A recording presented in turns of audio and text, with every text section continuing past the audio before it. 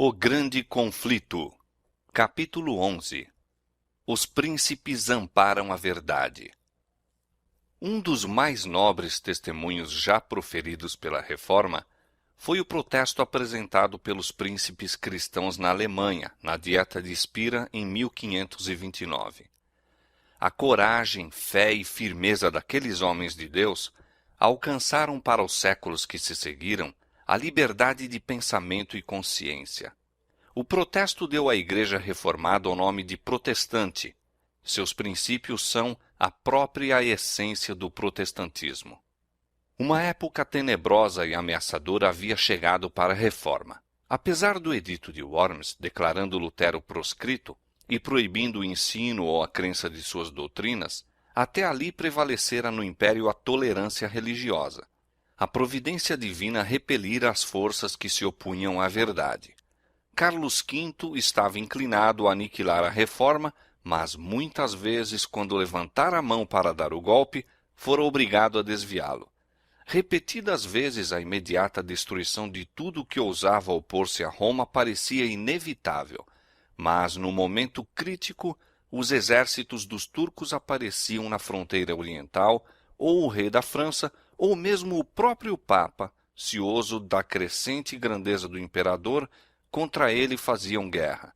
E assim, entre a contenda e o tumulto das nações, a Reforma teve oportunidade de fortalecer-se e estender-se. Finalmente, entretanto, os soberanos católicos coagiram seus feudos a que fizessem causa comum contra os reformadores. A Dieta de Spira, em 1526, dera a cada estado ampla liberdade em matéria religiosa até a reunião de um concílio geral. Mas, mal haviam passado os perigos que asseguraram aquela concessão, o imperador convocou uma segunda dieta a se reunir em Spira, em 1529, com o fim de destruir a heresia. Os príncipes deveriam ser induzidos, por meios pacíficos, sendo possível, a se colocarem contra a Reforma, mas se tais meios falhassem, Carlos estava preparado para recorrer à espada. Os romanistas estavam jubilosos. Compareceram em Spira em grande número, manifestando abertamente sua hostilidade para com os reformadores e todos os que os favoreciam.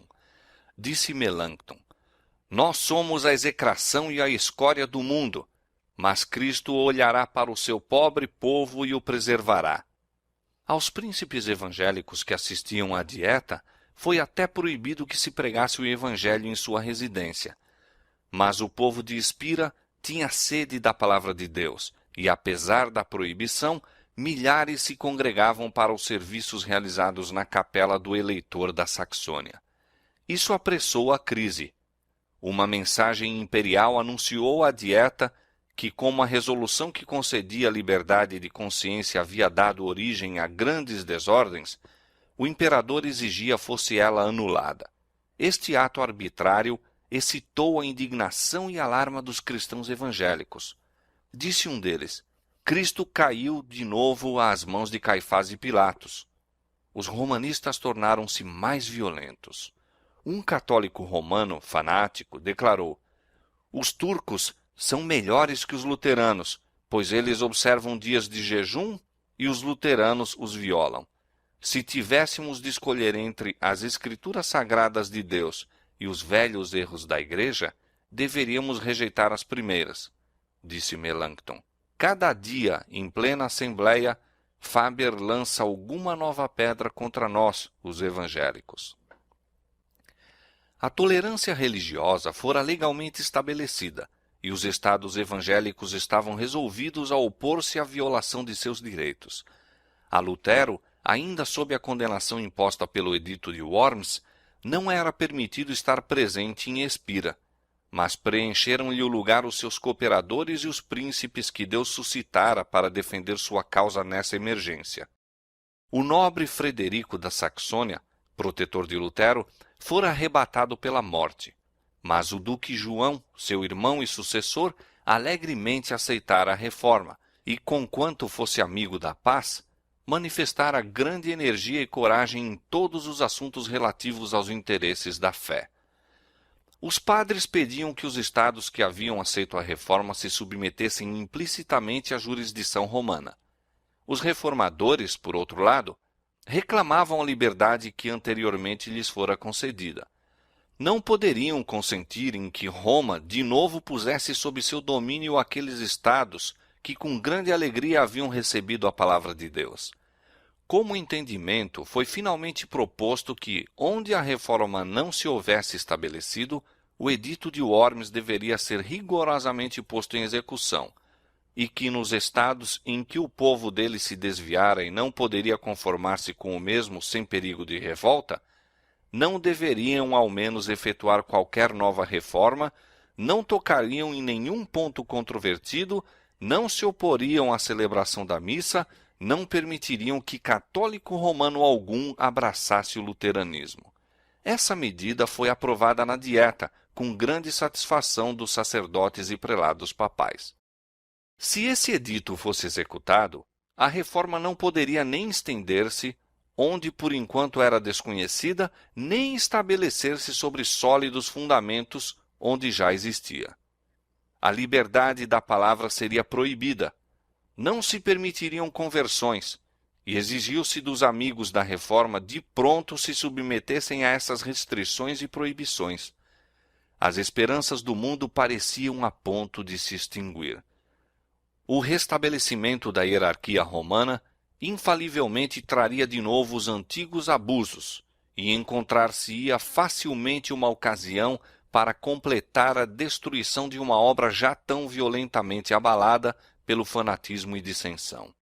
Reunindo-se o partido evangélico para consulta, entreolharam-se os presentes, pálidos de terror. De um para outro circulava a pergunta: que se poderá fazer? Graves lances em relação ao mundo eram iminentes. Submeter-se-ão os chefes da reforma e aceitarão o edito?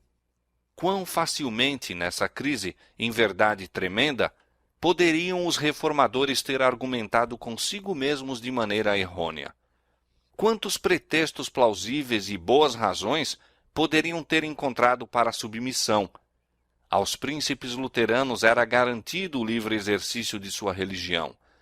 O mesmo favor era estendido a todos os seus súditos que, anteriormente à aprovação daquela medida, haviam abraçado as ideias reformadas. Não deveria isto contentá-los? Quantos perigos não evitaria a submissão?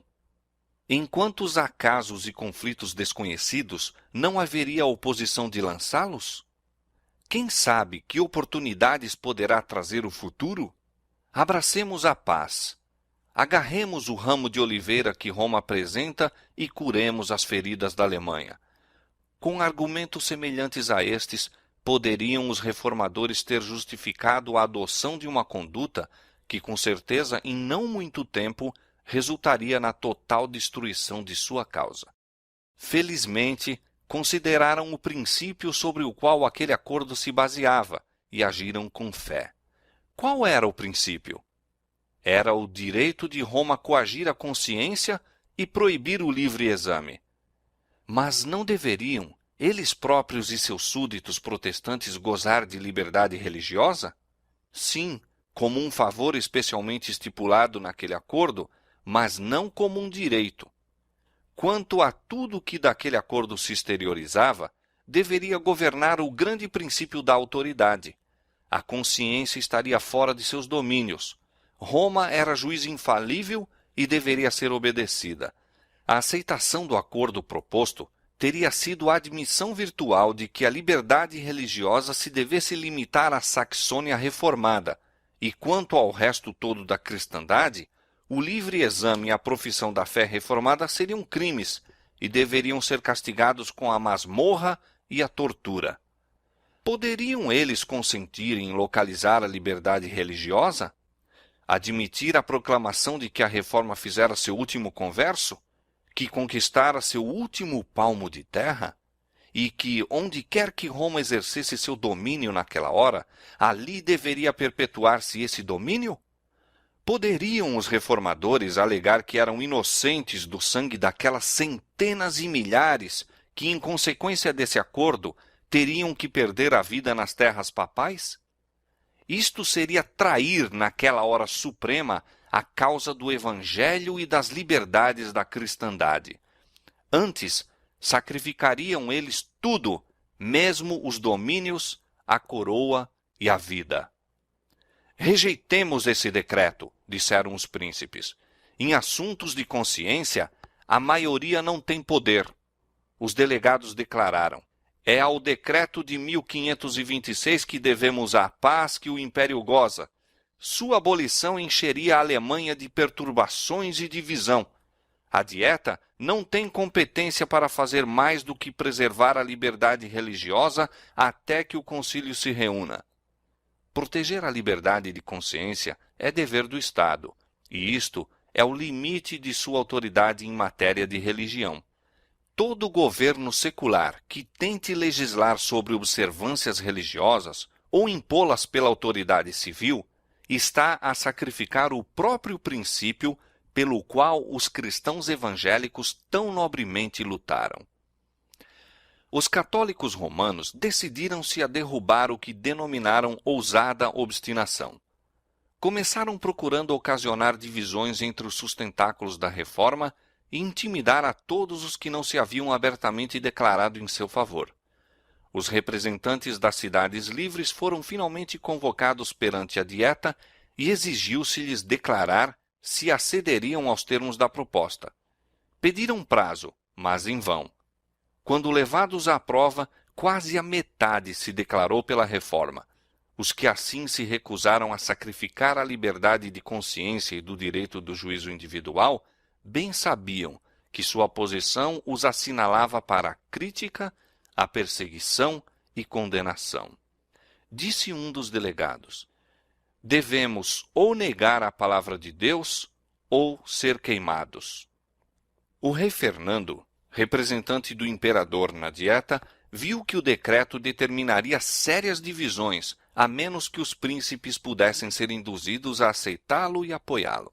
Experimentou, portanto, a arte da persuasão, bem sabendo que o emprego da força com tais homens unicamente os tornaria mais decididos. Pediu aos príncipes que aceitassem o decreto, assegurando-lhes que o imperador grandemente se agradaria deles. Mas aqueles homens leais reconheciam uma autoridade acima da dos governantes terrestres e responderam calmamente: obedeceremos ao imperador em tudo que possa contribuir para manter a paz e a honra de Deus. Na presença da Dieta, o rei finalmente anunciou ao eleitor e a seus amigos que o edito ia ser redigido na forma de um decreto imperial e que a única maneira de agir que lhes restava seria submeter-se à maioria. Tendo assim falado, retirou-se da Assembleia, não dando aos reformadores oportunidades para deliberar ou replicar. Sem nenhum resultado, enviaram uma delegação pedindo ao rei que voltasse. A sua representação respondeu somente: é questão decidida. A submissão é tudo o que resta.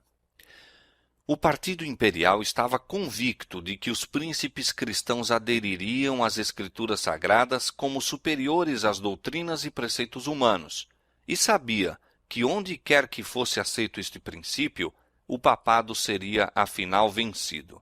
Mas, semelhantes a milhares que têm havido desde esse tempo, apenas olhavam para as coisas que se veem, lisonjeando-se de que a causa do imperador e do papa era forte e a dos reformadores fraca.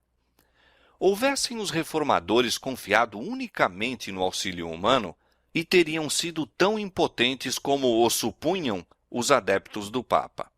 Mas, conquanto fracos em número e em desacordo com Roma, tinham a sua força. Apelaram do relatório da Dieta para a palavra de Deus e do imperador Carlos para Jesus Cristo, Rei dos Reis e Senhor dos Senhores. Como Fernando se recusasse a tomar em consideração suas convicções de consciência, os príncipes se decidiram a não tomar em conta a sua ausência, mas levar sem demora seu protesto perante o Concílio Nacional. Foi, portanto, redigida e apresentada à Dieta esta solene declaração: protestamos pelos que se acham presentes perante Deus, nosso único Criador, Preservador, Redentor e Salvador, e que um dia será nosso juiz, bem como perante todos os homens e todas as criaturas, que nós, por nós e pelo nosso povo, não concordamos de maneira alguma com o decreto proposto, nem aderimos ao mesmo em tudo que seja contrário a Deus, à sua santa palavra, ao nosso direito de consciência, à salvação de nossa alma. Que, ratificarmos esse edito, asseveraríamos que quando o Deus Todo-Poderoso chama um homem ao seu conhecimento, esse homem, sem embargo, não possa receber o conhecimento de Deus? Não há doutrina correta além da que se conforma com a palavra divina. O Senhor proíbe o ensino de qualquer outra doutrina. As Sagradas Escrituras devem ser explicadas por outros textos mais claros. Este santo livro é, em todas as coisas necessárias ao cristão, fácil de compreender e destinado a dissipar as trevas. Estamos resolvidos, com a graça de Deus, a manter a pregação pura e exclusiva de sua santa palavra, tal como se acha contida nos livros bíblicos do Velho e Novo Testamentos, sem lhe acrescentar coisa alguma que lhe possa ser contrária. Esta palavra é a única verdade, é a regra segura para toda a doutrina e de toda a vida, e nunca pode falhar ou iludir-nos. Aquele que edifica sobre este fundamento resistirá a todos os poderes do inferno, ao passo que todas as vaidades humanas que se estabelecem contra ele cairão perante a face de Deus. Por esta razão, rejeitamos o jugo que nos é imposto.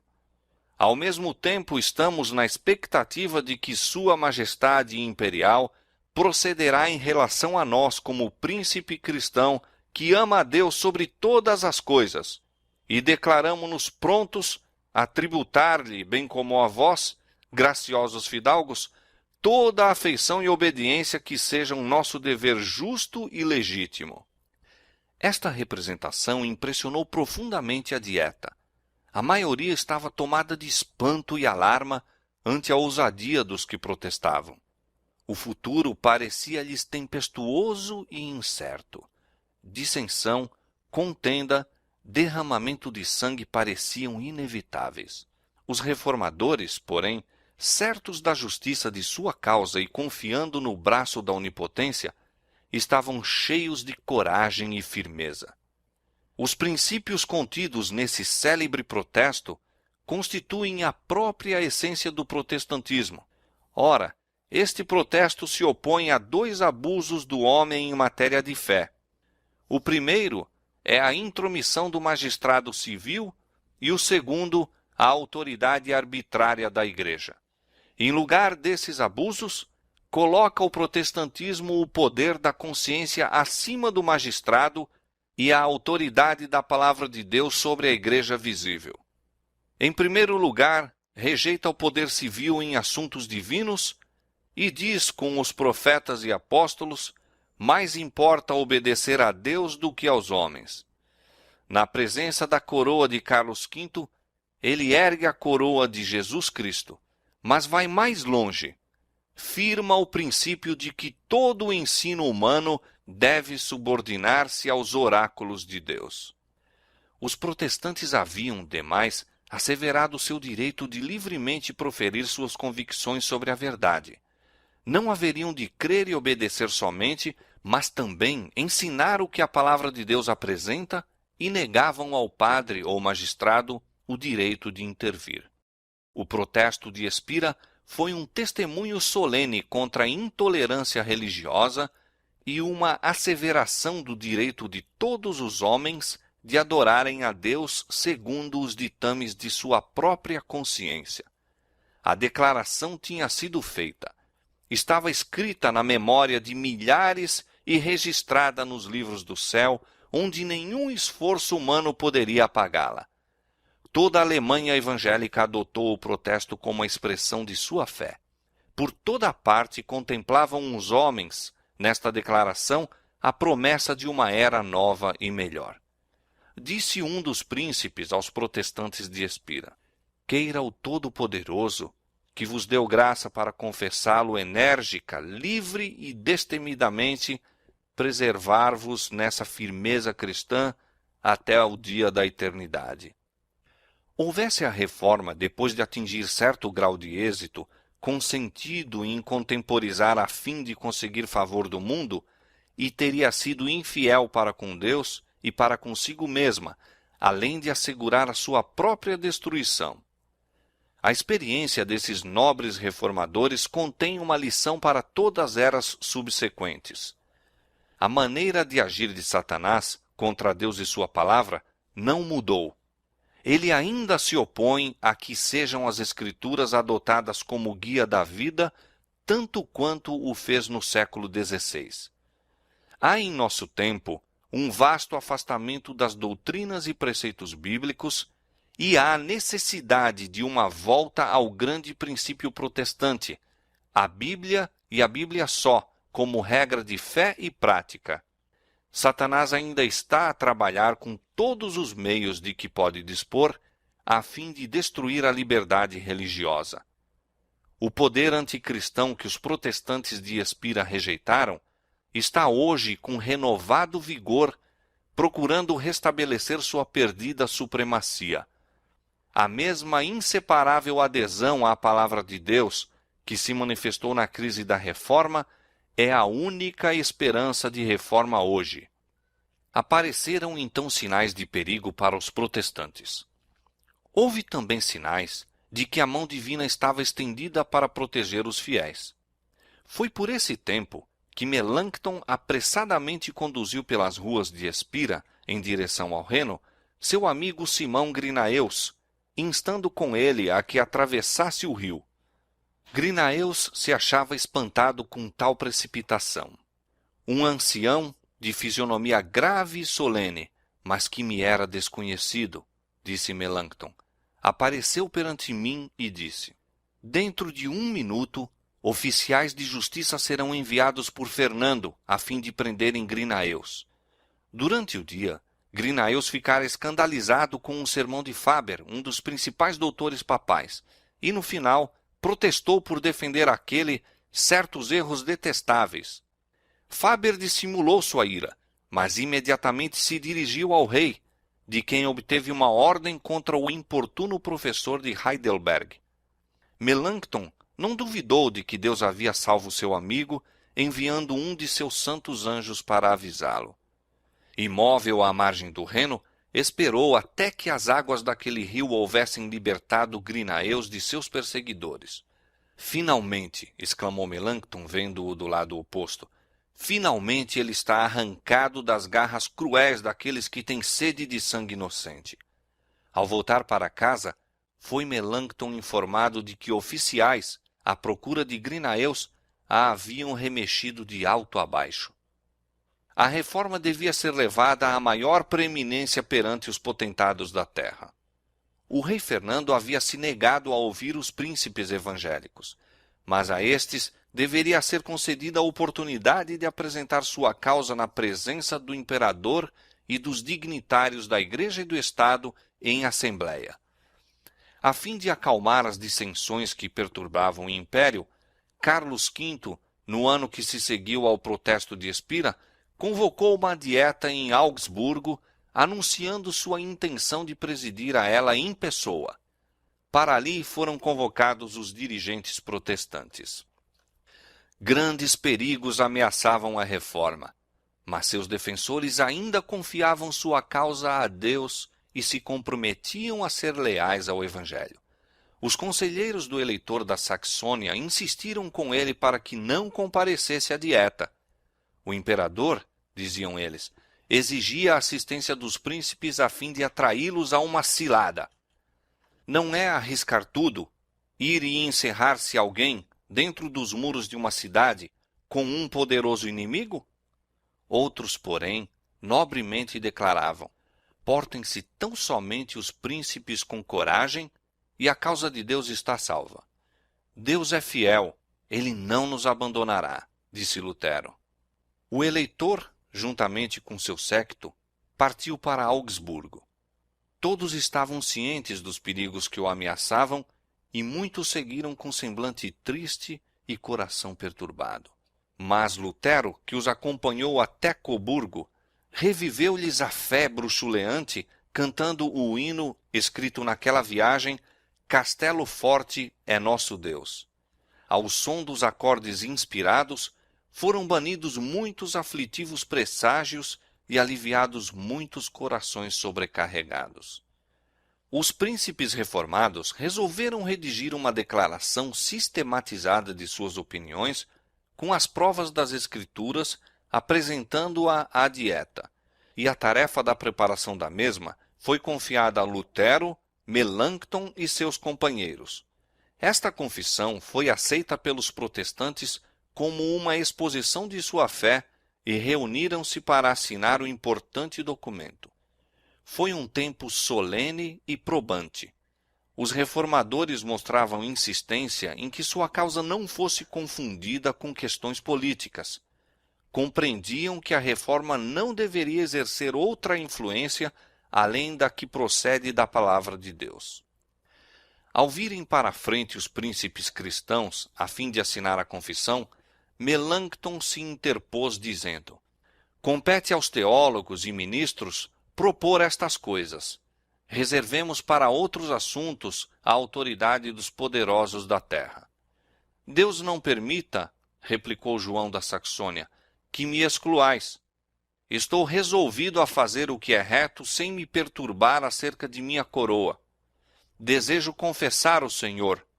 Meu chapéu de eleitor e meus arminhos não são para mim tão preciosos como a cruz de Jesus Cristo. Tendo assim falado, assinou o nome.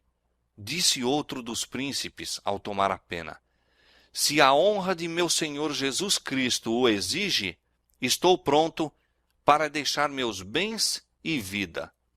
Renunciaria de preferência a meus súditos e a meus domínios, deixaria de preferência o país de meus pais, com o bordão na mão, continuou ele, a receber qualquer outra doutrina que não a que se contém nesta confissão. Tal era a fé e a ousadia daqueles homens de Deus. Chegou o tempo designado para comparecer perante o imperador. Carlos V, sentado no trono, rodeado de seus eleitores e príncipes, deu audiência aos reformadores protestantes. Foi lida a confissão de sua fé. Naquela augusta assembleia, as verdades do Evangelho foram claramente apresentadas e indicados os erros da Igreja Papal. Com razão foi aquele dia declarado o maior dia da Reforma e um dos mais gloriosos na história do cristianismo e da humanidade. Entretanto, poucos anos se haviam passado desde que o monge de Wittenberg estivera em Worms, sozinho, perante o Conselho Nacional. Agora, em seu lugar estavam os mais nobres e poderosos príncipes do Império. A Lutero fora proibido comparecer em Augsburgo, mas estivera presente por suas palavras e orações. Estou jubilosíssimo, escreveu, de que eu tenha vivido até esta hora, na qual Cristo é publicamente exaltado por tão ilustres pessoas que o confessam em uma assembleia tão gloriosa. Assim, cumpriu-se o que dizem as Escrituras. Falarei dos teus testemunhos perante os reis. Salmo 119, verso 46.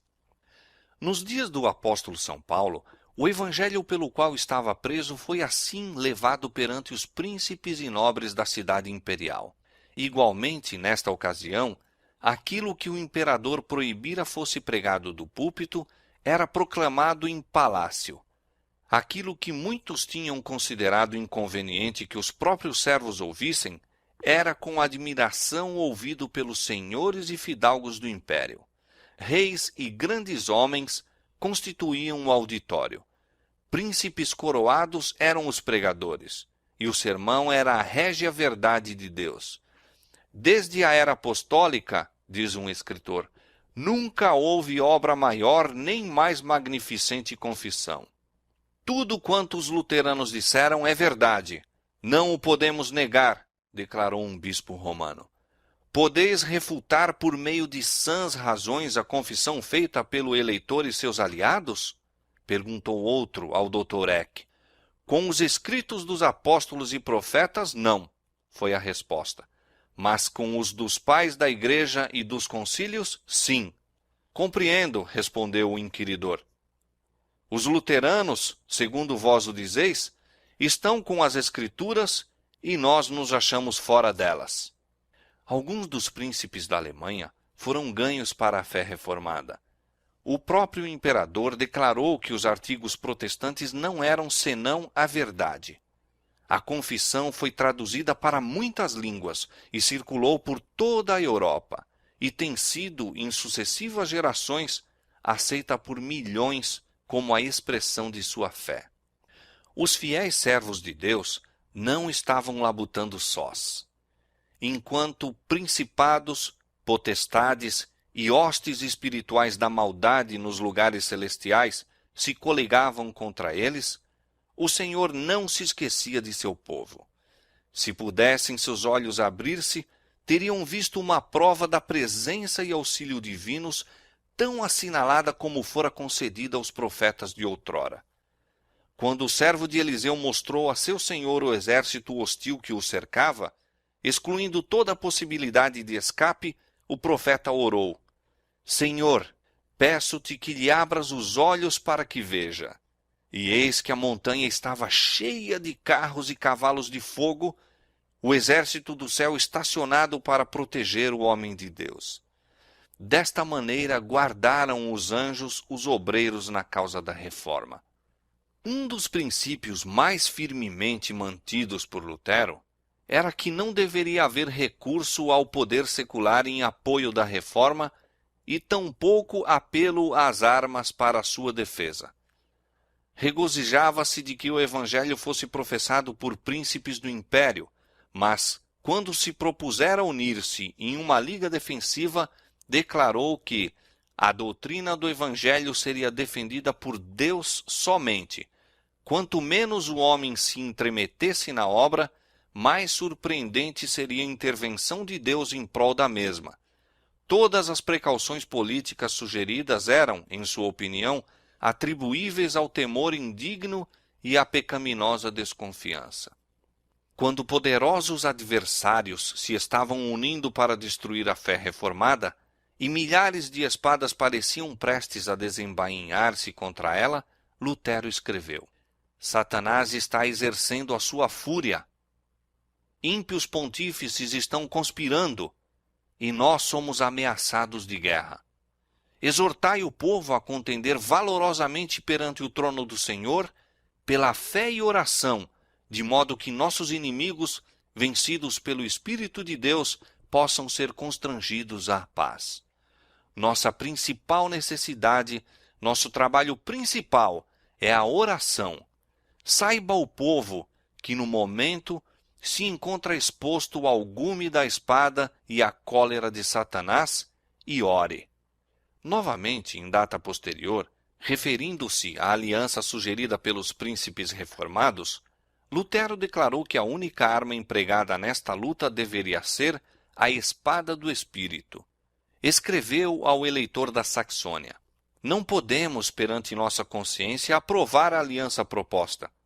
Morreríamos 10 vezes de preferência a ver nosso evangelho fazer derramar uma gota de sangue. Nossa parte é sermos semelhantes a cordeiros no matadouro. Temos de tomar a cruz de Cristo. Seja a vossa alteza sem temor. Faremos mais com as nossas orações do que todos os nossos inimigos com sua jactância. Tão somente, não sejam vossas mãos manchadas com o sangue de irmãos. Se o imperador exigir que sejamos entregues aos seus tribunais, estamos prontos a comparecer. Não podeis defender a nossa fé. Cada um deve crer com seu próprio risco e perigo. Do local secreto da oração proveio o poder que abalou o mundo na grande reforma. Ali, com santa calma, os servos do Senhor colocaram os pés sobre a rocha de suas promessas. Durante a luta em Augsburgo, Lutero não passou um dia sem dedicar 3 horas pelo menos à oração, e eram horas escolhidas dentre as mais favoráveis ao estudo. Na intimidade de sua recâmara, era ele ouvido a derramar sua alma perante Deus em palavras cheias de adoração, temor e esperança, como quando alguém fala a um amigo. Eu sei que tu és nosso Pai e nosso Deus, dizia ele, e que dispersarás os perseguidores de teus filhos, pois tu mesmo corres perigo conosco. Toda esta causa é tua, e é unicamente constrangidos por ti que lançamos mãos à mesma. Defende-nos, pois, ó Pai. A Melanchthon, que se achava aniquilado sob o peso da ansiedade e temor, ele escreveu: graça e paz em Cristo, digo eu, e não no mundo. Amém. Odeio com ódio enorme esses extremos cuidados que vos consomem. Se a causa é injusta, abandonai-a. Se a causa é justa, por que desmentiríamos as promessas daquele que nos manda dormir sem temor? Cristo não faltará à obra de justiça e verdade. Ele vive, ele reina. Que temor, pois, poderemos ter? Deus ouviu os clamores de seus servos. Deu aos príncipes e ministros graça e coragem para manterem a verdade contra os dominadores das trevas deste mundo. Diz o Senhor: eis que ponho em Sião a pedra principal da esquina, eleita e preciosa, e quem nela crer não será confundido. 1 São Pedro, capítulo 2, verso 6. Os reformadores protestantes haviam edificado sobre Cristo, e as portas do inferno não prevaleceriam contra eles.